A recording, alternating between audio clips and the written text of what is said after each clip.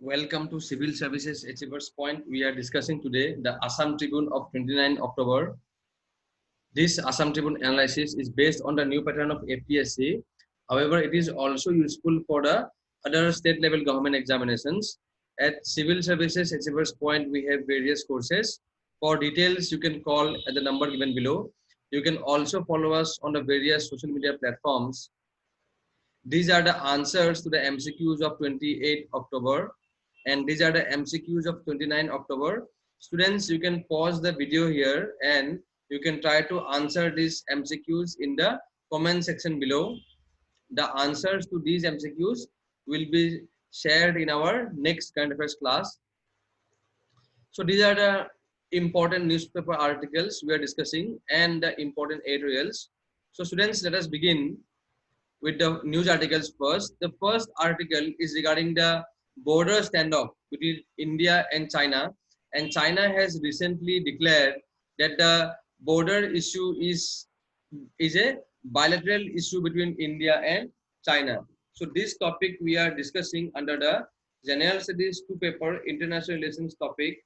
So China said that its border standoff with India in Eastern Ladakh is a bilateral issue, and asked it has asked US to stop its Indo-Pacific strategy, and they have even termed the US attempt is that American hegemony. Now, this is a particularly more important for the political science and international relations optional students. Now, what is this hegemony? So, when a country in a multipolar or a multi-order world tries to assert its own rules and its own order, then it's called the hegemony being imposed by that country. And this term has come post the Cold War period or post the collapse of the Soviet Union. So now the Chinese have termed the American influence as the American hegemony. So, and this remark has come after the Secretary of State of USA assured India that the US stands firmly with it to confront the threats to its sovereignty. And also we know this comment came in the backdrop of the 2+2 dialogue initiative. 2+2 dialogue initiative between US and India.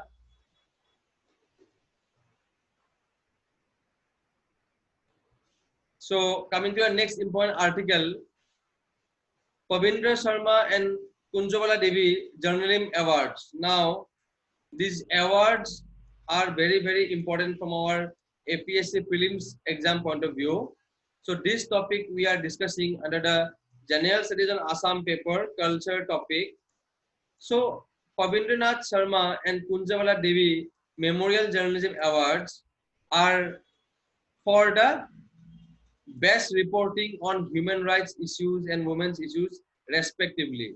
So first of all, you should know that for which field these awards are given. So Pavindranath Sharma Award,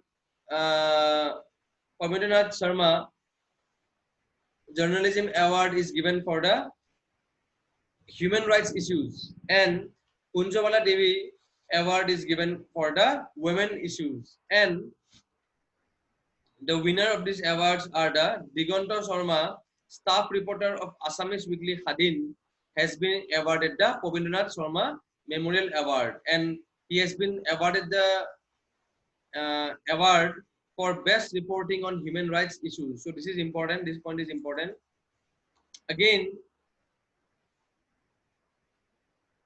Ulla Pradeep Bhagavati, sub-editor Dainik Agatut, has bagged the Kunjabala Devi Memorial Award for best reporting on women issues. So these are very, very important for the exam APSC prelims exam perspective.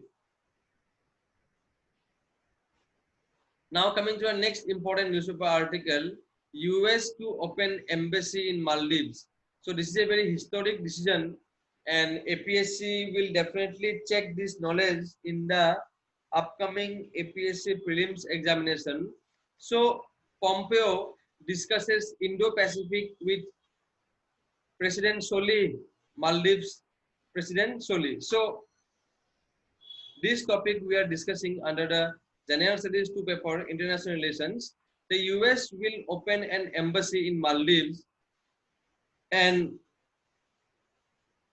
extensive talks with leadership of the strategically located island nation in Indian Ocean has been done, and the move is particularly important in the growing influence of China in the Indo-Pacific or in the Indian Ocean region.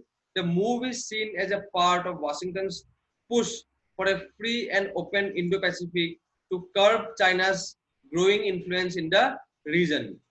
So the Secretary of State has announced that their plan to open an embassy in Malé. This Malé is the capital of Maldives.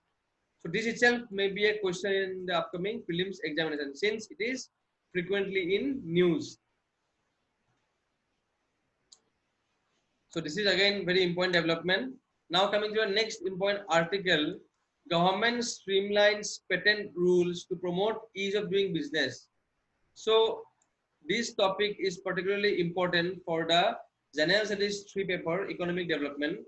So the government has amended the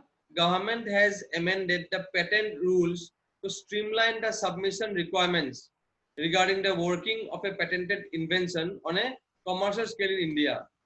So what they have done, what the government has done is that government has amended the patent rules to streamline the submission requirements regarding the working of a patented invention on a commercial scale. Now, what is a patent? Now we know this patent is a part of the intellectual property rights, IPR rights, and any economy which has more patents, then means it is very high in innovation. And we know, as we know, in current contemporary economic growth and development, innovation plays a very crucial role. So the process of working on the patented invention, regarding the working of a patented invention, has been streamlined, and it is aimed at promoting the ease of doing business. The changed rules allow an applicant to file a single form for multiple patents, and a joint form for multiple patentees has been introduced. So even if multiple patents are being developed by a single applicant, then a single form can be used, and for multiple patentees, for multiple partners, a single joint form can also be used. So the Commerce and Industry Minister Piyush Goyal has said that these measures will help boost innovation, improve ease of doing business, enhance flexibility, ease compliance burden, and reduce cost. So these are the aims due to which this step is taken. Now here in the Apne Desh Ko Jano initiative, here we are discussing the fastest human calculator. So as we know, after Shakuntala Devi, a 20-year-old from Hyderabad has been making India proud by breaking several international records, and his name is Nilekantha Bhanu Prakash. So this is important point. APSC might pick this question in the upcoming prelims examination, that who is Nilekantha Bhanu Prakash, or from reverse also it may be asked that the first Indian to win gold at the 2020 Mental Calculation World Championship at the Mind Sports Olympiad held in London, and earned the title of the world's fastest human calculator.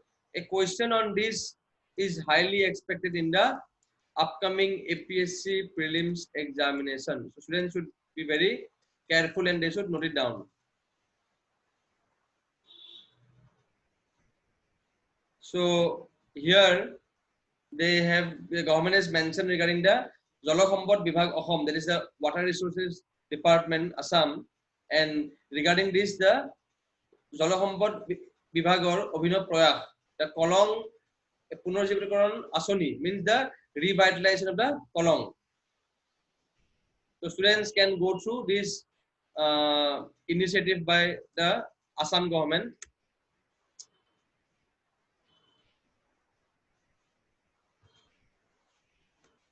Now we will discuss the important editorials from the Assam Tribune. The first editorial is regarding the Indo-US relationship and how it impacts our India's relationship with the Soviet Union. So this we are discussing under the General Studies 2 paper, International Relations. So there is no gain saying that the truism that foreign policies of nations are guided by the compulsions of the moment. So as the requirement, our foreign policies are guided as per the requirement, and there is little permanence about them. So there is hardly we can find any permanent nature in the foreign policy of any country. So one recalls that in the period following the India's independence, India had taken up a non-aligned stance, though there was a perceptible bend towards the USSR.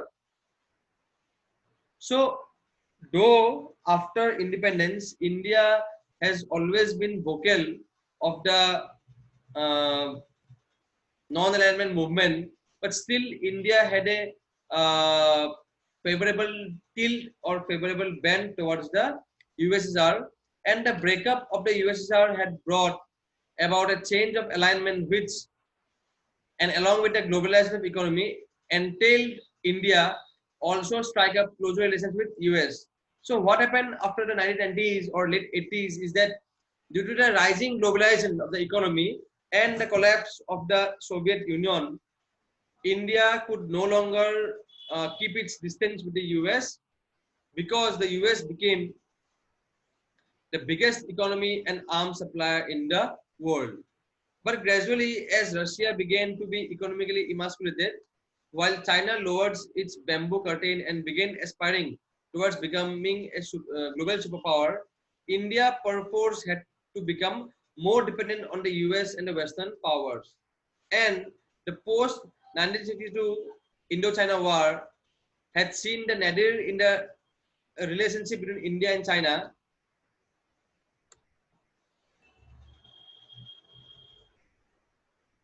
So now with Xi Jinping and Narendra Modi having a series of meetings which focused mostly on bilateral trade. In fact, at the end of 2019, it had seemed that China and India were on the threshold of a new era of mutual cooperation. However, things got turned around as India and China engaged in the border standoff. So the logical corollary to this turnaround has been that India has now moved even closer to the US and strengthened partnerships with other anti-China entities in the Pacific region. And also India has participated in the move to revive the Quadrilateral Initiative or Quad groupings, which comprises the US, Japan, India, and Australia, and designed as an arrangement for strategic cooperation between them and vis-a-vis the actions of the China in the Asian region. And also this week there is a 2+2 ministerial meeting dialogue going on between India and US, where India's defense minister and external affairs minister has taken participation, and the counterparts of the US. Now coming to the next important article, newspaper editorial, is regarding the air pollution in Guwahati. So this is regarding this can be discussed in the General Studies on Assam paper GS5 Quality and Governance. So air is said to be polluted when solid and liquid particles and certain gases are suspended in the air, and air pollution is a known environmental problem much before the enactment of Air Prevention Control Act 1981. So in particular, in this editorial, the case of Guwahati is discussed. So in Guwahati, out of 20 ambient air quality parameters, only 2 parameters, namely the particulate matter or PM10 with particle size less than 10 micron and PF 2.5 with particle size of 2.5 micron exceed the national standards. So only two parameters out of the two parameters are exceeding, and the Central Pollution Control Board introduced a national network for collecting data regarding ambient air quality under the National Air Monitoring Program. So under this program, air quality data is collected in 20 locations throughout Assam, and in Guwahati alone, 6 such monitoring stations are set up under the National Air Monitoring Program.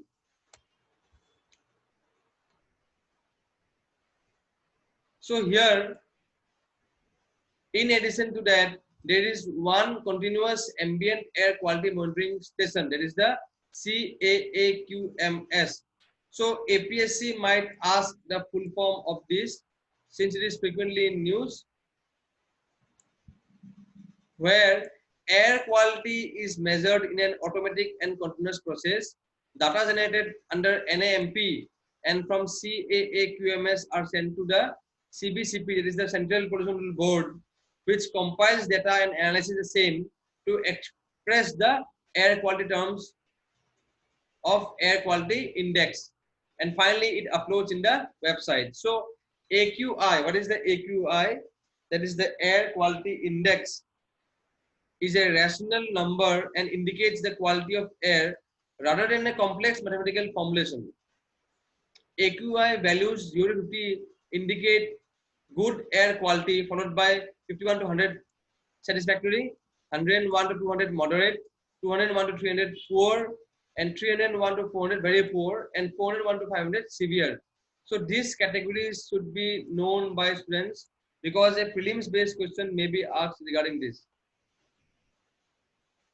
For air quality index, a minimum of 6 most abundant parameters obtained from CAAQMS are considered: PM10, PM2.5, ozone O3, carbon monoxide, nitrogen dioxide, and sulfur dioxide are the parameters considered for Guwahati.